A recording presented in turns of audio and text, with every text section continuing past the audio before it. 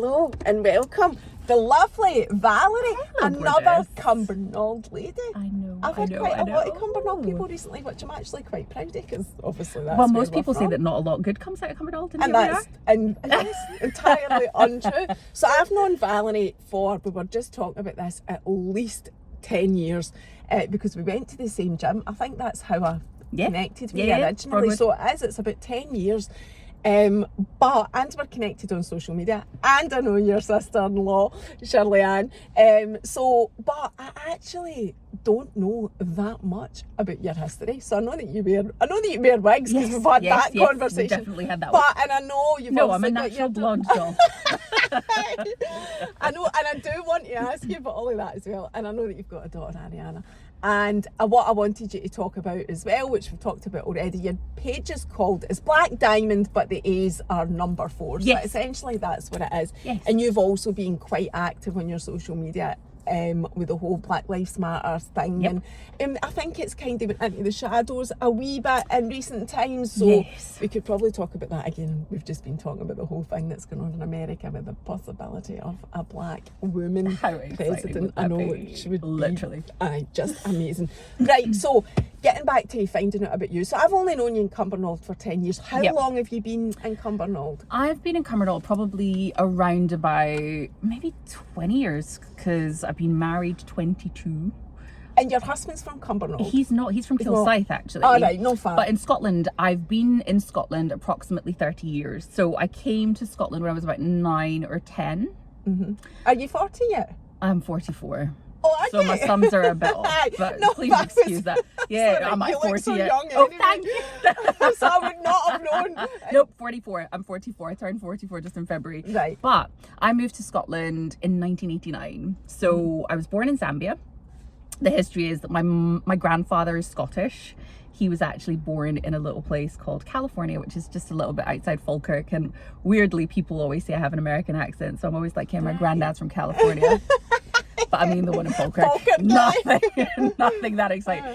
So my granddad was like young in the Navy, went on his adventures as part of the British colony, Great Britannia, colonizing all sorts of places. Anyway, went all the way to Zambia, met my grandmother there, and basically just stayed. So had my mum and 5 other children all in Zambia, and decided to stay. So obviously I was born there, but kind of late 80s, things started to get really bad in Zambia. You had to queue for things like sugar, for milk, for oil, for basics. I would sometimes turn up at school and be like, listen, we're on strike, so go home.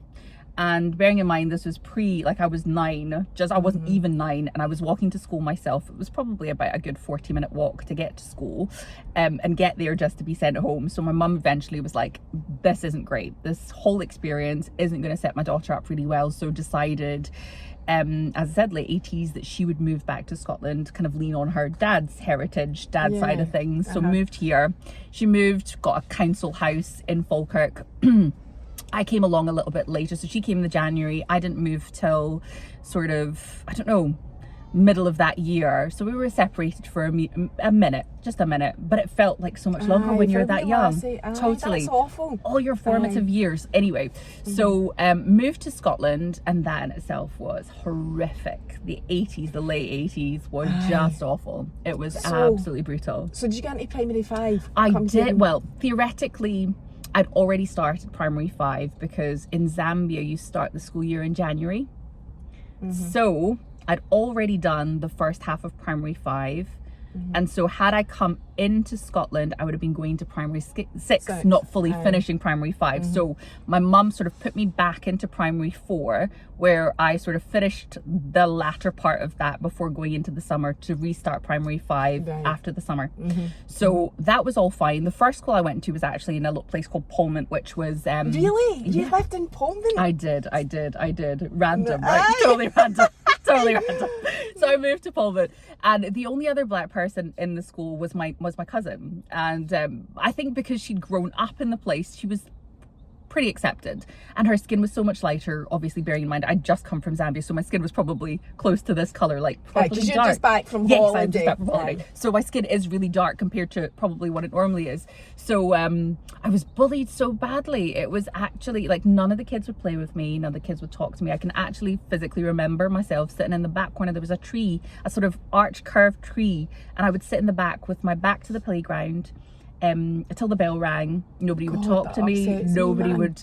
Yeah, it was horrible. I then my mum decided, right, okay, I was going to move to where she was, because she'd moved to Bainsford of all places in Falkirk. So we moved because she hadn't yet set herself up. So she eventually got her wee flat, got carpets, that kind of stuff, a bed for me, just the basics, and then moved me to be with her. And your mum? Well, my uncle had already come here way back when he was 17, so he had a house, a flat, and he was the one that was based in Pullman. Probably should have prefaced with that, but that's who I stayed with while I went to school. My mum lived a little bit away, but that was only because literally she had floorboards, like a wee chair in the living room, didn't even have a bed for me, just till she got things set up for me to be able to move and live with her. Right, but your dad wasn't there? No. Has he ever been in your life? He's never, I mean, he was there for the conception, I suppose.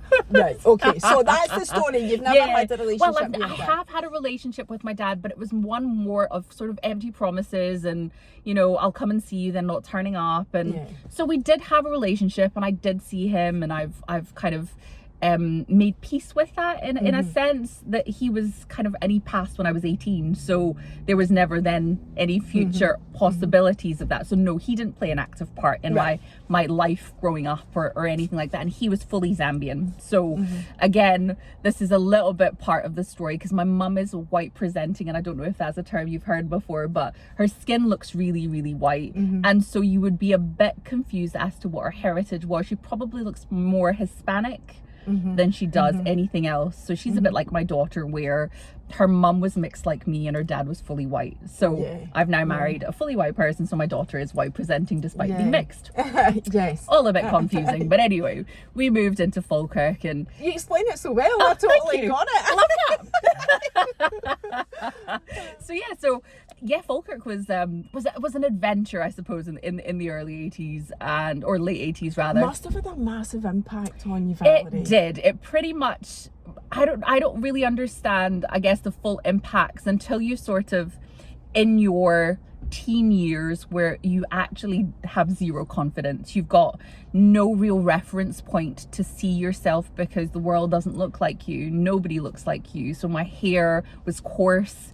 It was like, I have underneath this weave stroke wig, I have this massive afro, which is, I say this to you all the time, you're silly, like you're fab. Stunning. I absolutely love it. See, that's why I've got my big curly wig as well, because that's my favourite hair. Like, curly hair is just, I adore it. But I understand, because you explained it to me, why you don't wear your hair like that. Actually quite but a lot of hard work. digressing. We'll come back to that. We will come back to that. We'll come back to that one. But so I had this really coarse hair, really dark skin. I was taller than everybody else, because bearing in mind I was kept back to go forward, so I was older than everybody else, developed quicker than everybody else, so I just stood out like a sore thumb. So and this is the thing I think about young black adults, is that they're adultified long before they're actually, so you'll see children that are treated like adults even though they're only 12 and 14 in police brutality, all sorts of things. Like black children are adultified way before their time. So I guess that's probably the experience that I had, because even walking the streets, like, people would throw stones at me, would spit on me, would be absolutely vile. Like, it was horrible. So that was, I guess, the sort of formative years in Scotland, which were really, really hard, and made for a pretty broken little girl. Like, I didn't have an identity, because I didn't have anybody else to sort of look to, because, as I said, my mum was white presenting, and her advice was sticks and stones or break your bones, you know, just ignore it, babe, it's fine, it's not really so she didn't really understand, I guess, the full impact. And I don't know if we're only now becoming a little bit more woke to the fact that actually words have such a big impact. So all of that was very interesting. So Yeah, second year was a bit rubbish. And then... So this went on right into first year? Into second year.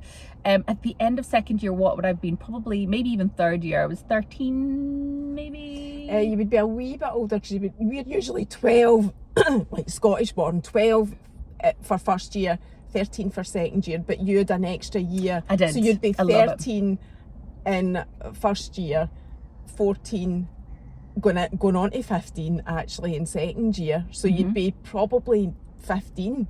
Potentially. Going on to 15. Potentially. At the end of second year anyway. I think I'm a February baby, so I'm right. not as That's even not more as much. confusing. I know. Right, so maybe not as much that, but either way. Aye.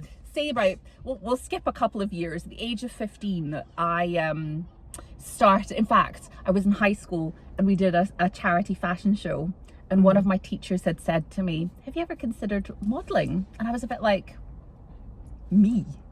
Are you mad? Are you actually mad?" And it was this weird juxtaposition of what was in my head and what somebody had obviously seen in me.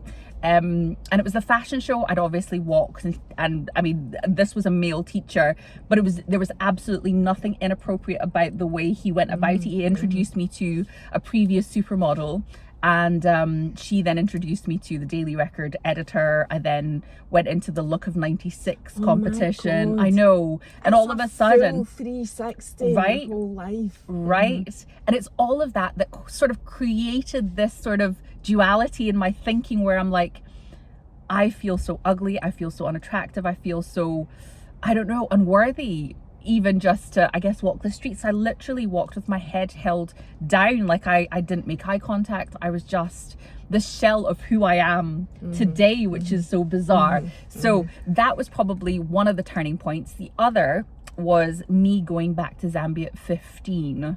And somebody said, I can't remember, it might have been Candice Braithwaite. I absolutely love her. She said something like, "You're not ugly, you're just not home."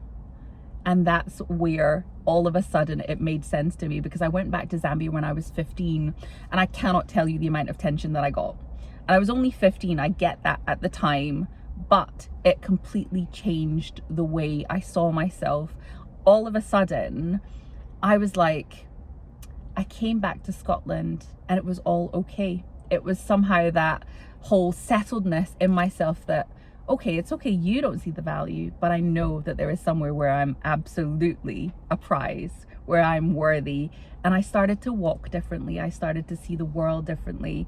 And potentially that in itself changed everything for me. And I don't know whether that was, I don't know, I can't even explain it other than that, because all of a sudden, it was just a turning point. It was like a watershed in a way that I am so grateful to have experienced, because had I not, I don't know how the life would have progressed.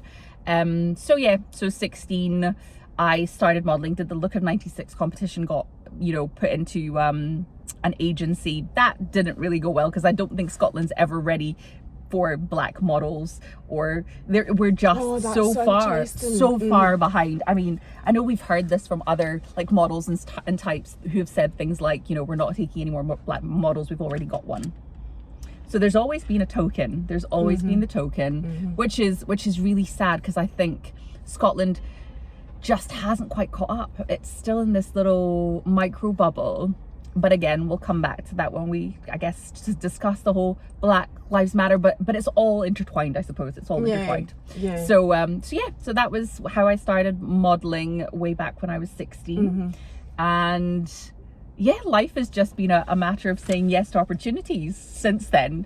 I went into modeling, went into pageants, because randomly I was walking down the street, some woman comes running up to me, she's like, "I'm doing a pageant, do you wanna be involved?" And I was like, okay. So I became Miss Falkirk in 1997. You did not, you were Miss Falkirk. I did always know you, even when I was introduced to you in the gym. I mean, it was quite well known that you were stunning Valerie, who was a model. Like that was you know, what is the word? That was what you carried. That's what the people brand. said. That's what people would say. And, you know, I remember thinking, she's not going to talk to me then. You know, like, it's mental that what you think from, you know, what you conjure up in your mind from what a person really is. Totally. And it wasn't really till I got talking to you that I realised that it really wasn't Nothing like what was getting painted. Yeah. Because also I remember one of the first conversations that we did have, and this moves nicely into this, was when you said to me about the modelling.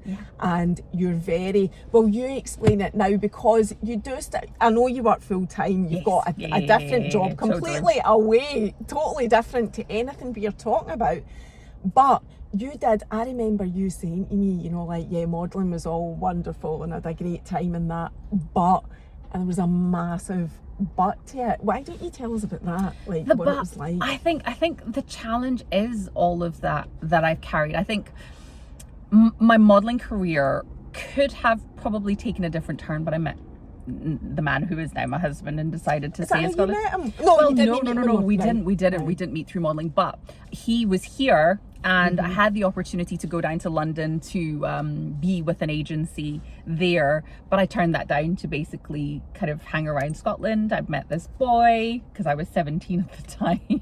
Really? And yes, that's when I met him. We actually had, I think it was 27 years just last week, Thursday, I know. So anyway, the things you do. And part of me sort of wishes I'd maybe explored that, because actually I think we probably would have survived all of that, but the industry itself is it like you expect? It really is that shallow. Like, there have been times you go to castings and they've just looked at you and been like, well, actually, no, we've got somebody black, I'm sorry, thanks for coming, or you actually get work.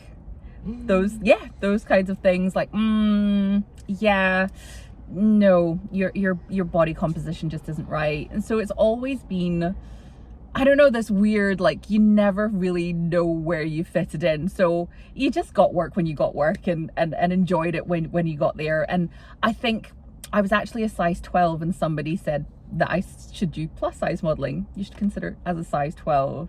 Wild, right? That's wild. Insane. I will never get that whole thing. I know. And the sizes and whatever, it just doesn't make sense. Totally. And the funny thing is, it's because if you look at the fashion industry, a size 0 is really your fashion catwalk model size, really a size 2, size 0, size 2.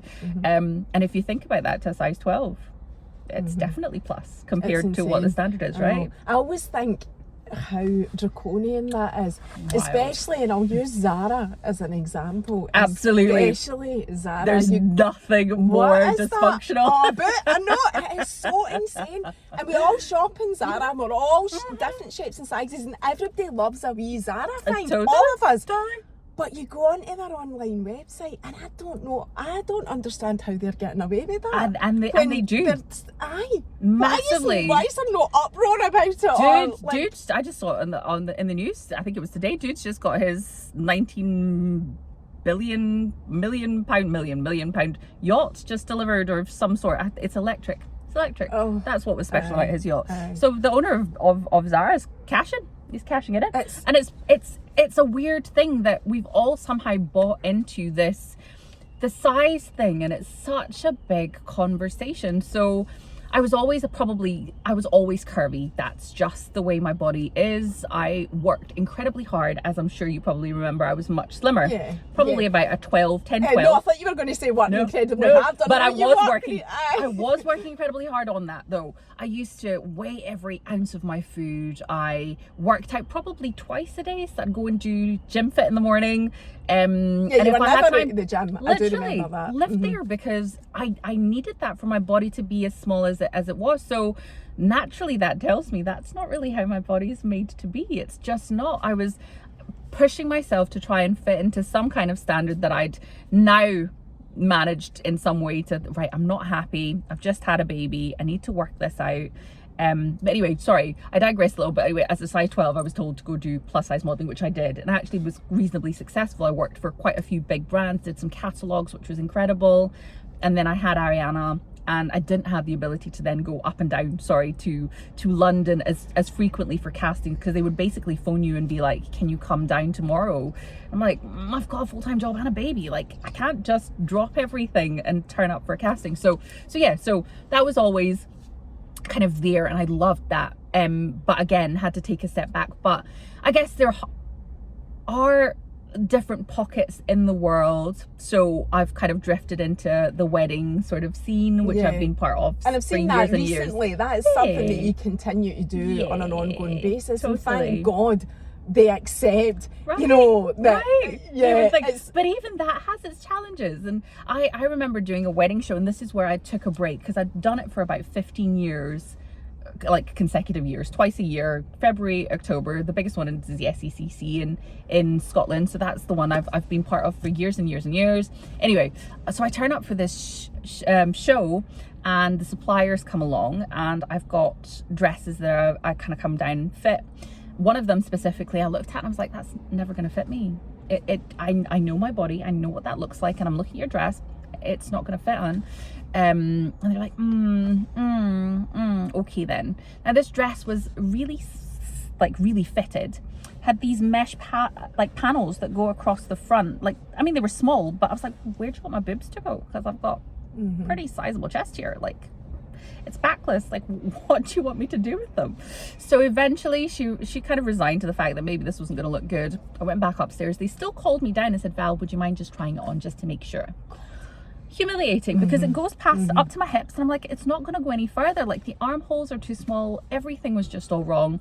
And I gave my sizes, so it wasn't like we were just making stuff up. It wasn't like she just picked a dress off the rack. Oh, she said she's a 14 or a 16, and in wedding sizes that means an 18, potentially even a 20, depending on how it's cut. So it's one of those that I was just like, yeah. And then another supplier comes down and she looks me up and down and she's like, her dresses were stretchy.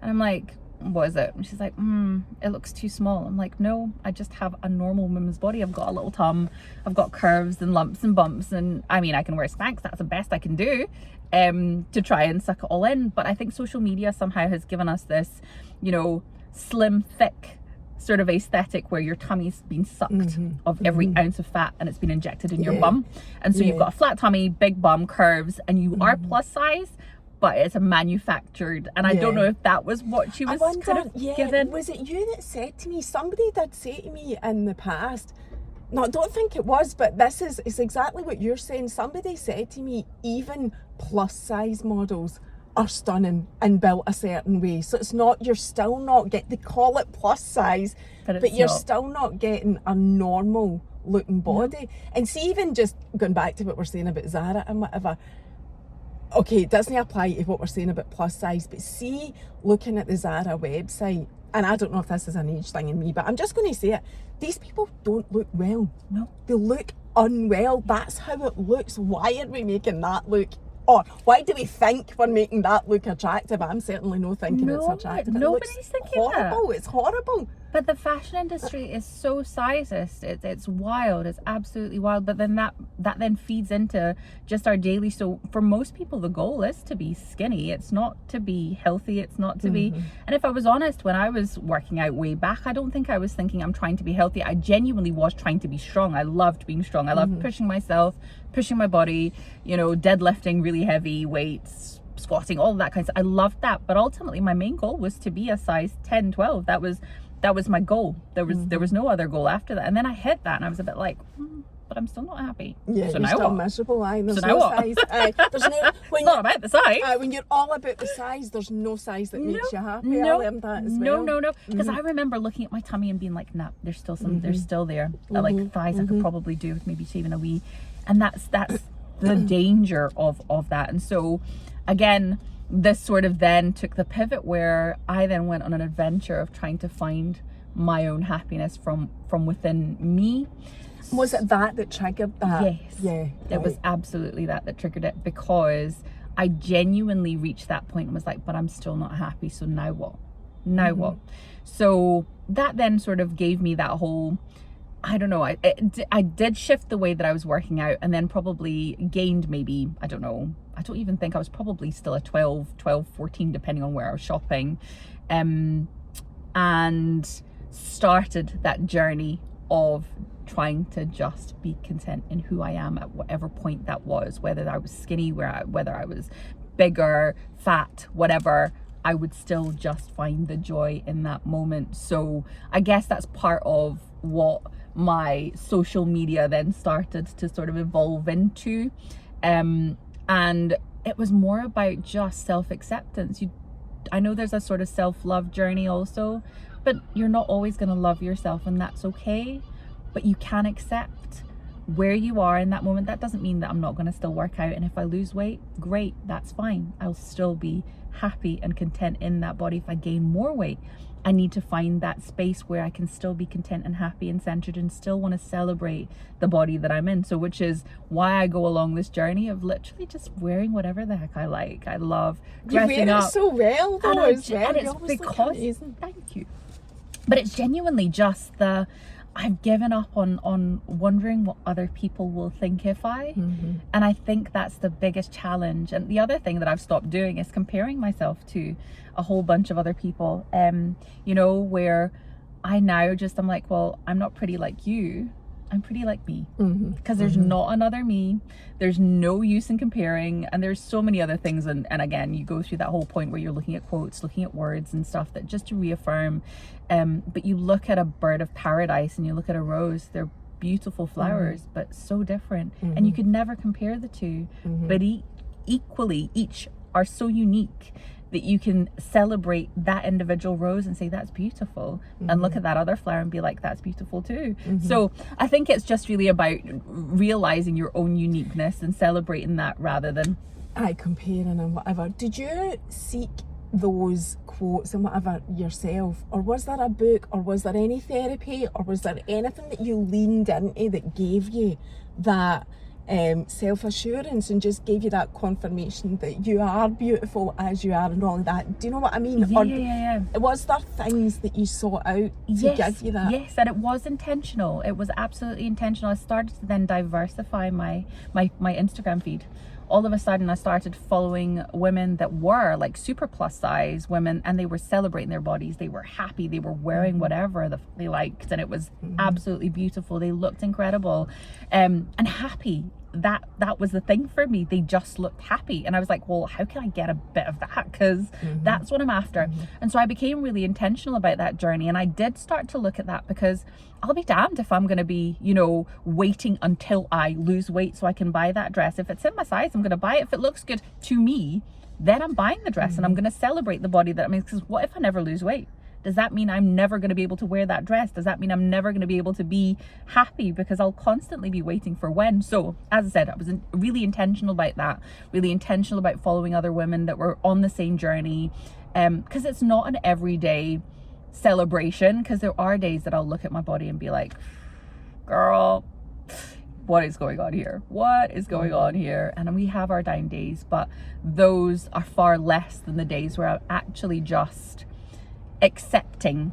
That doesn't mean I love, that doesn't mean that I hate, it just means I'm just centered in the fact that, well, that's what I've got. So and you still get work from that 100%. again. Yeah, because I remember you did a catwalk thing, and Braehead do this often. It was during the summer actually as well, and we saw, I mean, my whole family know you.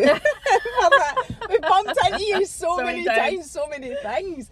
You know, when I said I was coming to meet you today, I'm like, you remember Valerie? And both Keith and Lola were like, aye, we met her in Edinburgh. We met you in Edinburgh as well. Yes. But anyway, I digress. You were in Braehead doing a catwalk show thing not so long ago. I mean, that was only maybe a year or two. Yeah, maybe 2 years. Aye. Yeah. So even with that attitude of like, this is me, this is my size, you're stunning. That's why you're still getting work. Anyway, you're still getting work. Yeah. So it doesn't necessarily mean, well, doesn't it mean that you're not going to get work? No. Modelling. Absolutely not. And I actually think if I lived somewhere like Manchester or even in London, I think I would have the potential to get so much more. But I think Scotland is, that's what I'm saying, is such a small pond. Yeah.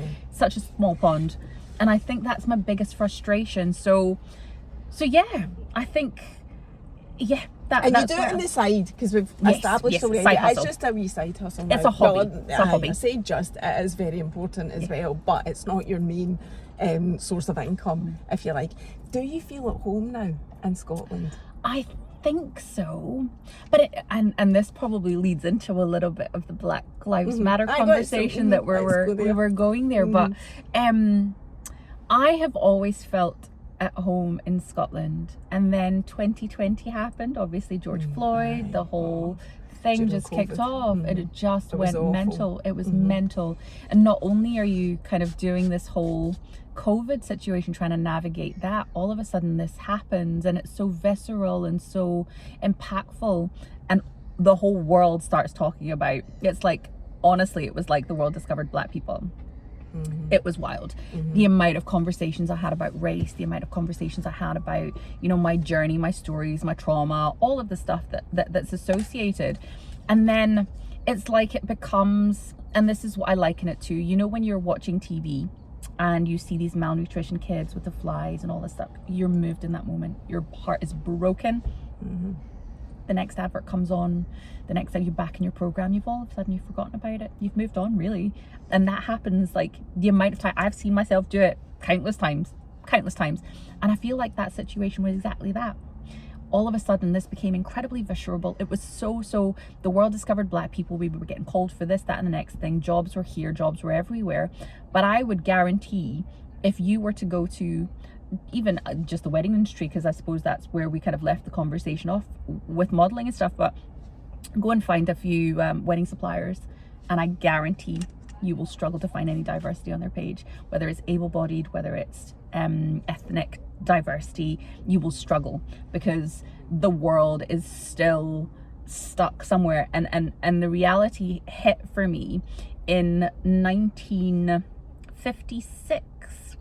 A gentleman called Asquith Xavier, a bit of a mouthful, fought so hard to become a guard. He was a Black man, came over in the Windrush generation, struggled, battled, trade unions, all sorts of stuff just to become a guard, because they would not allow any ethnic minorities to be customer facing jobs.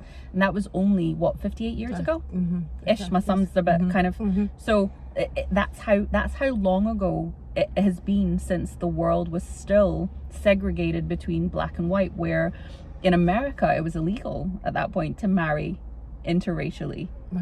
Right? And there are so many things, like you're saying, like we started off the conversation, where America plays such a big part, and whilst we're not the same country, and our privileges and things are different for Black people here than they are in America, what happens there still impacts. It's still absolutely impacts. Totally. It massively impacts. So just a few weeks ago, a woman called Sonia Massey was shot, literally in her own home. She called the police, said, "There's an intruder in my house, please come and help." The policeman turned up. Who ends up dead? She does. And all she was calling for was help. She was not a threat. She did not have anything. She was in her home. She was compliant. She didn't do anything at all to provoke that. But this man, right? So this still continues. It still carries on. And I think what we've moved to is a conversation about inclusion, which is wonderful, because, and I think people find it really difficult to talk about Black lives specifically, because it isolates one particular. Do you know what I mean? So people find that really difficult. Mean. You know that I know that, because I have been desperate to ask you to come on here for ages. I was open about that, but I didn't want it to seem like I was coming to you as, oh, could you be my token, you know, like person talking about Black Lives Matter or whatever. I said that to you. I just don't want it to look like that. But I'm glad that I got in. Like, I have known you for 10 years. And even when, like, it's insane the way that you think, because even when the Black Lives Matter thing happened, and again we've had each other on social media, and you started posting about it, I was like, my God, that's Valerie. My brain wasn't even thinking, because I just see you as part of us, part of the community, whatever. But it really, I'm getting goosebumps. Like, I know it really like hit home for me that this is it's so many people, it's on our doorstep, it's everywhere. We need to make an effort. I don't even know if that's the right terminology, but maybe it is an effort because you're having to, people are having to change that's the reality. So sometimes you, like you're saying there, the tokenism thing, but sometimes you just have to be the token, because where does it start if it doesn't start with that one person, with that one individual? And I don't mind talking about it. And I think what's challenging is sometimes you become the monolith, because you then have that reference point, like everybody's like, oh, I've got a black friend, so I'll go and ask. And that goes through your mind. I totally get it, and I don't mind. I genuinely don't. But what I think I'm challenged with is the fact that happened 4 years ago, and I see very, very little progress. I see a lot of talking, and we're opening up the conversation. But as I've said before, what I feel is that we've gone to inclusion because it's very difficult to feel like this particular race of people need a little bit of additional kind of support, because we've been disadvantaged for so long. Like I said, 58 years ago was when things became even remotely possible for it to be equal. So can you imagine how far behind the system is in supporting black individuals? Because out of everything, if we went into the hospital to have a baby, I am 4 times more likely to die from just having a baby, which is a perfectly normal, natural thing that everybody does, but 4 times more likely to die, which is wild. And it's because they don't believe our pain, because there's these tropes that, you know, strong black women, like, you're making it up, you're being dramatic, all of these kind of stuff that are actually said, that have been documented. And so our pain isn't believed, or it's belittled, or whatever happens in those situations. Domestic violence is another, because bruises don't show up the same way in our skin. So it's very difficult for caregivers to believe that, you know, they've been bruised and battered, because it's maybe not as visible as it would be on your skin. So there are so many ways that at the end of the spectrum, black individuals, women probably especially, the pay spectrum, the pain spectrum, the job spectrum, there are always the kind of, you know, real people outliers, I suppose. And sadly, because of the way the world's been structured, and only up until 58 years ago, it's been possible for us to have almost an equal footing. So I know people keep saying things to me, and have said in the past, like, you know, it's in the past, we should just move on, and blah blah blah blah. God, no. That's fine if it was all equal but in the past, not, right? what I was going to say. It's not. It's not. It's like, it's in the past. It matters, and it still matters. It still matters. It's still because we're not where we need to be. I know. See the whole, like, the Black Lives Matter thing, but linking that into, like, when you first came to Scotland and you were getting bullied and whatever, were you aware that was how your life would be, that you would be looked upon differently, or did you have to learn that because of the way that you were treated, and that was how you then became aware of racism? That's what it is. Literally. I never asked you, did you actually, so you met your husband when you were 17, but see at that point where you got the modelling, you know, contract, whatever jobs, did you make other friends, Valerie? Did you at some point in high school, did people see that happening and go, no, oh, actually, no. You never made friends at school? Well, I did make friends at school, but I would say there were more acquaintances, because seeing those instances, and I think this is probably, if I link the past to the present, I feel a little bit like young Valerie feels vindicated, because now I don't always have to speak up for myself. I don't have to defend the fact that actually that's shit and that's wrong. You can't say that to me. You can't, you know, talk about things like that in front of me. Like, I would have had to stand up for myself the whole time. Nobody stood beside me, nobody defended. They were probably afraid of being associated and then also being bullied. So I get the self-preservation in that, but ultimately I think now young me feels vindicated, because I don't always have to speak up for myself. There are so many other voices now who will stand up and say, no, that's not okay. I'm not okay with that. We can't say words like that anymore. We can't say, and we can't think like that anymore.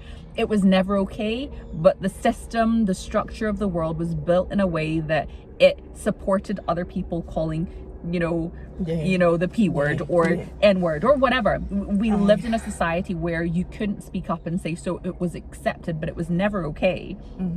And we're just now able to challenge it. And I think that's where, and that's the funny thing, when I'm talking about things like this, about race and stuff, and people are always like, oh, I just never know what to say. You know, if you say something, it's like, why would you be concerned about what you say? I don't understand this concept, because you're just talking to a human being like you would talk to any human being. I'm not looking at you thinking, there's white Mary.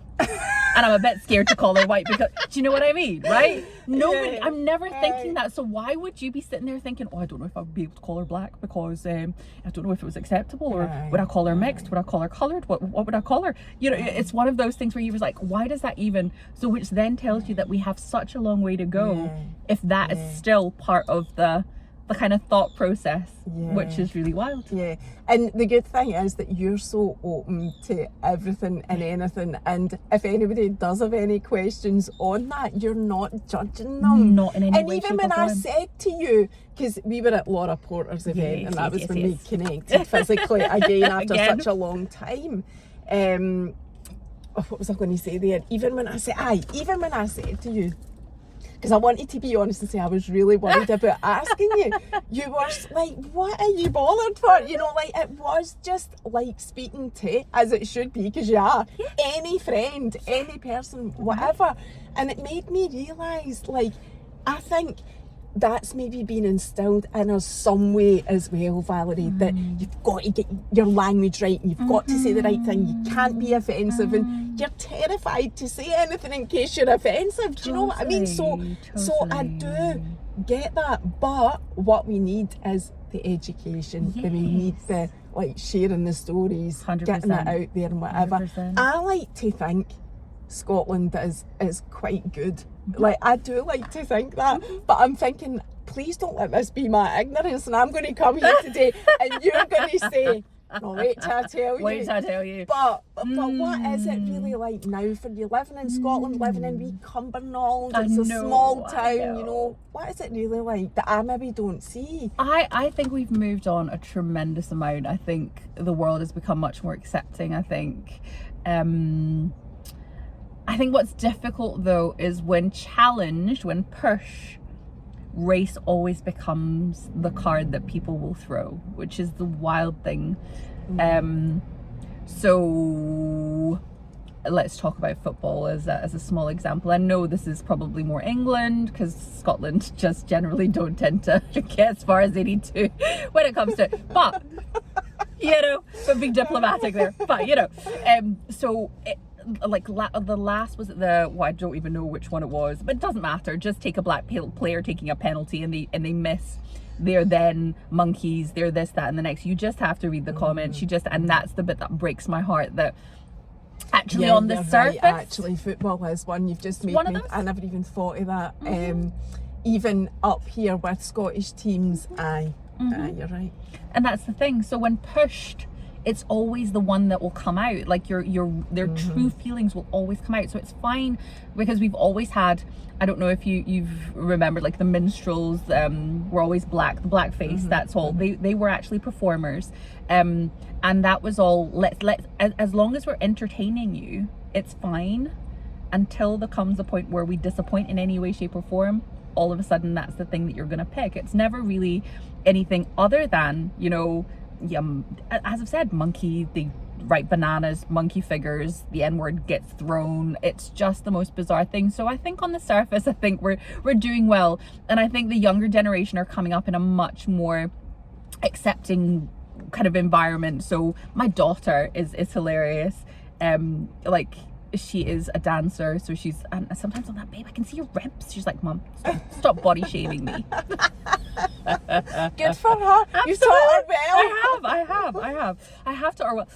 So it's all of these little things where I think it's just gonna have to, I don't know, phase out.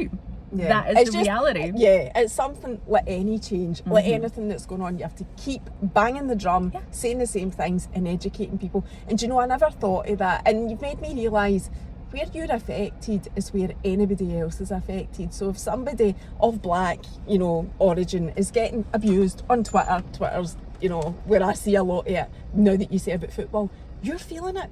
You're absorbing that, although it's not directed. So, because I'm thinking, what's directed at you personally? In actual fact, that's not even just what it's about. It might be, I've not asked you about personally, but stuff that's going on out there. Yeah. If it's your culture, your whatever. Because easily you identify with that person, because it could easily be me. the woman that got shot in the face in America. It's just a matter of geography. Like it could easily have been me. And that's the problem, that I think when one's affected, we all are. That is the biggest challenge, I think.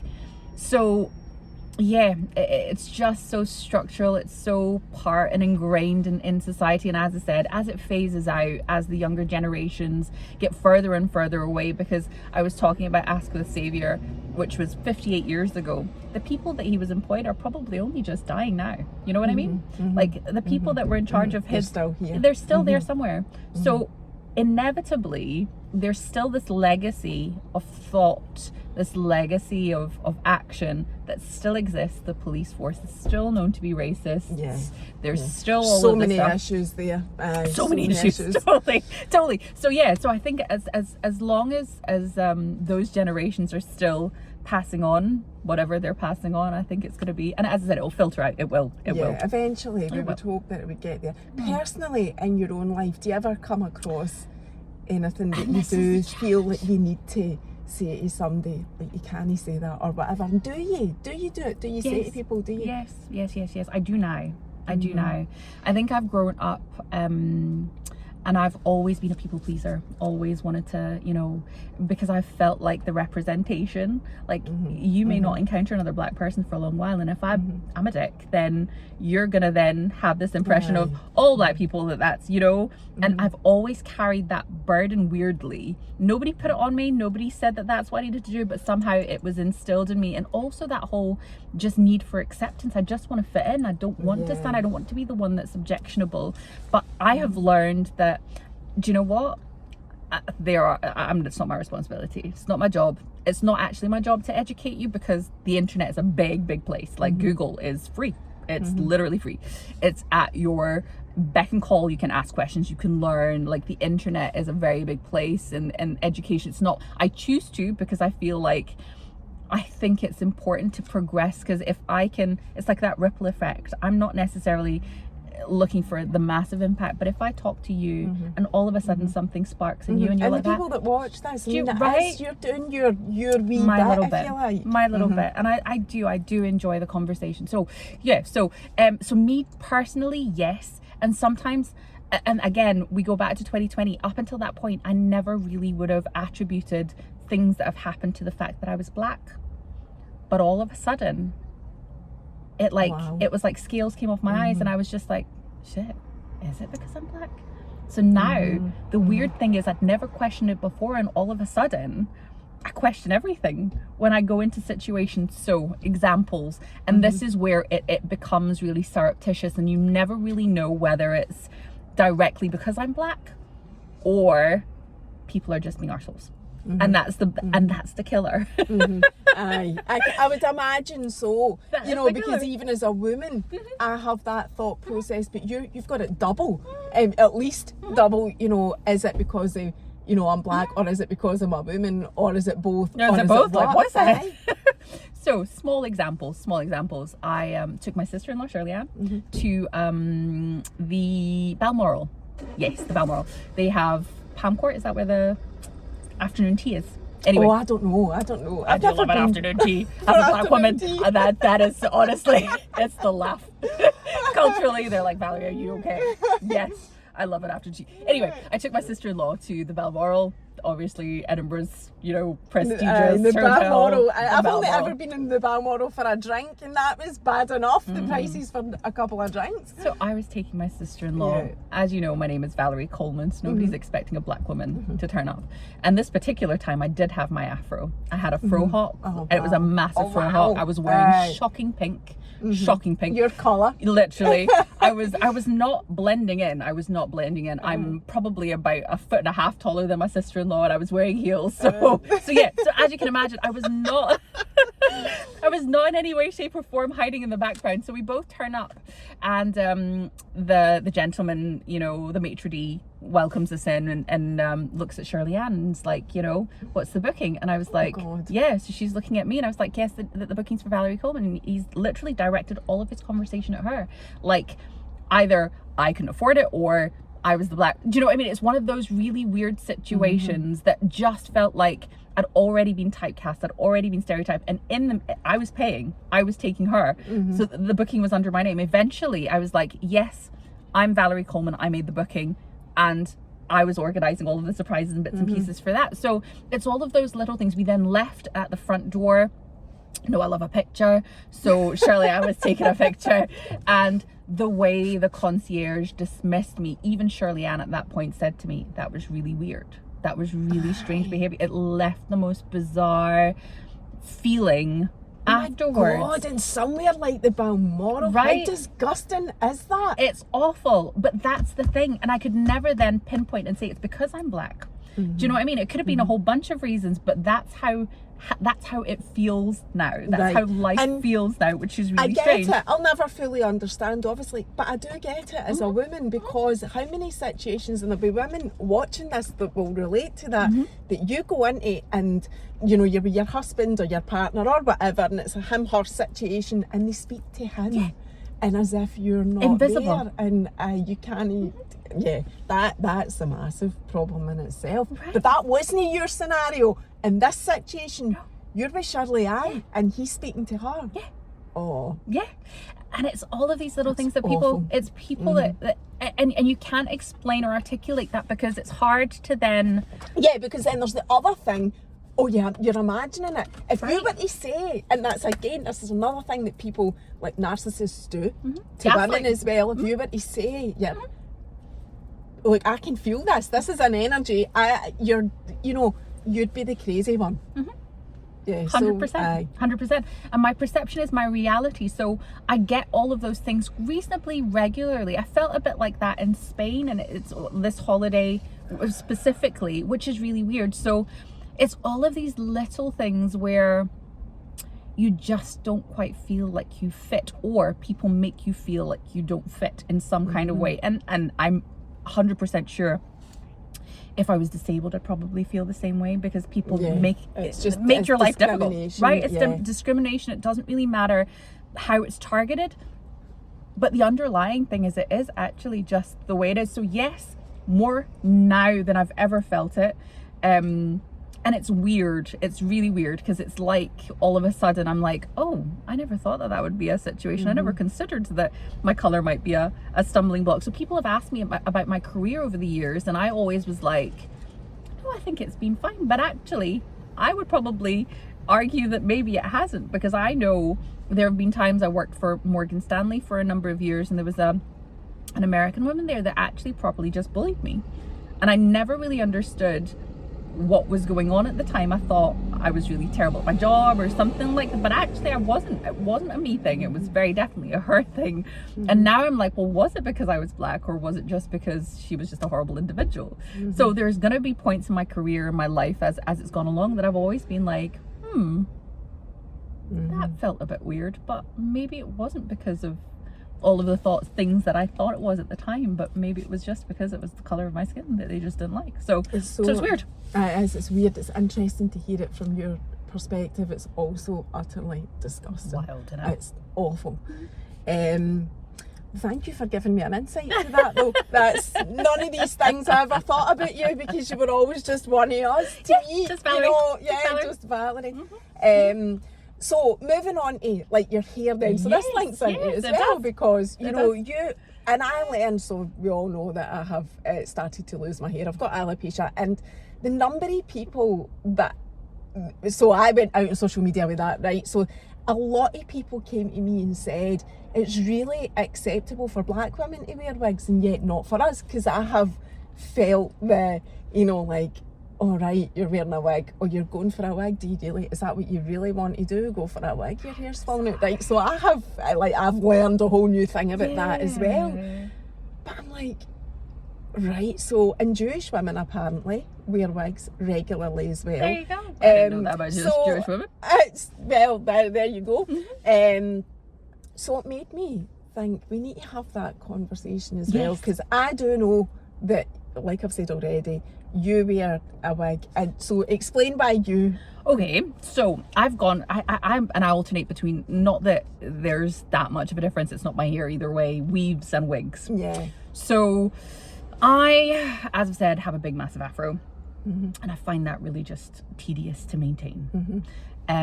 I would say I probably only learned to manage my own hair and deal with my own hair at the age of 37. So that is not that long ago. I did not know what to do with my afro. From the age of about 8 or 9, my mum chemically, maybe 9, chemically straightened my hair to make it easier to manage. It was chemically straightened, which my sister calls creamy crack. Step away from the creamy crack. So I'd chemically straightened my hair for so many years. And honestly, only because it was more acceptable to, the more European I look, the closer my features are to white features, the more palatable I am, in a sense. And I know that sounds, but over the years, again, going back to America, I think it's only legal in, I think it's about 7 states to not discriminate on hair, on an African person's hair. Like, you can literally tell somebody they cannot be employed because of their hair in all other states in America. You can penalize them for the way their hair grows out of their head naturally.